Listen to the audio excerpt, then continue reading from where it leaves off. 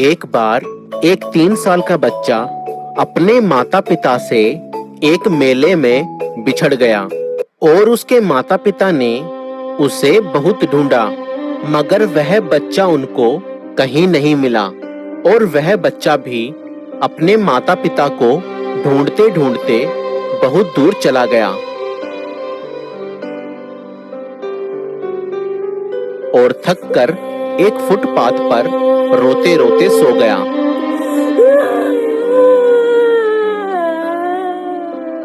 और कुछ दिन ऐसे ही बीत जाते हैं और वह बच्चा फुटपाथ पर भूखा प्यासा ऐसे ही पड़ा होता है।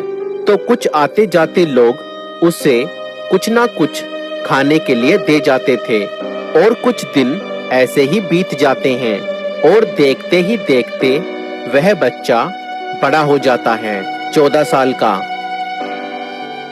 एक बार एक बड़ी गाड़ी वहां आकर रुकती है। अरे, यह बच्चा तो अच्छे घर का लगता है, मगर यह यहाँ पर क्यों पड़ा है? और वह औरत उसके पास जाती है।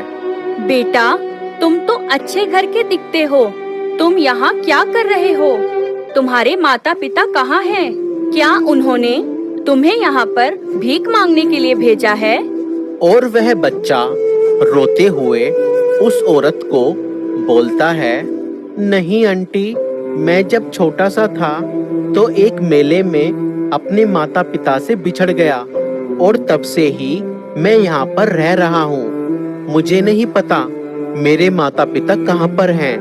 ओह, यह तो बहुत दुख की बात है। बेटा, तुम ईश्वर से प्रार्थना क्यों नहीं करते कि वो तुम्हें तुम्हारे माता पिता से मिला दे? ईश्वर? ये ईश्वर कौन है आंटी? तुम ईश्वर को नहीं जानते? ईश्वर मतलब भगवान, गॉड, परमेश्वर। तुम किस धर्म के हो और तुम्हारी क्या जात है? तुम अपने धर्म के ईश्वर से प्रार्थना करो, वह अवश्य तुम्हारी जरूर सुनेंगे और तुम्हारे माता पिता तुम्हें मिल जाएंगे।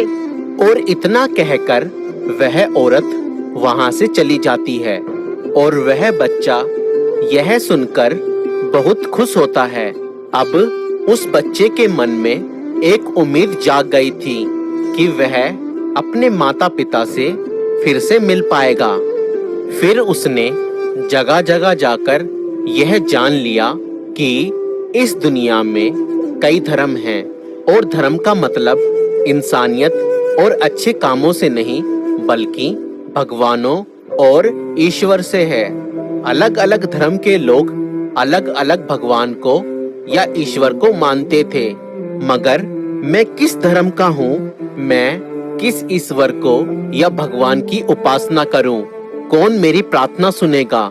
कौन मेरी मदद करेगा? अब वह बच्चा यह बैठा हुआ सोचने लगा, हम सब इंसान तो एक जैसे दिखते हैं और हमारे ऊपर किसी भी धर्म की कोई छाप नहीं है, फिर हम सबका धर्म या जाति अलग अलग क्यों है? और इस धर्म ने हम सब एक जैसे दिखने वाले लोगों को अलग अलग बांट दिया है। हम सबका एक ही धर्म क्यों नहीं है?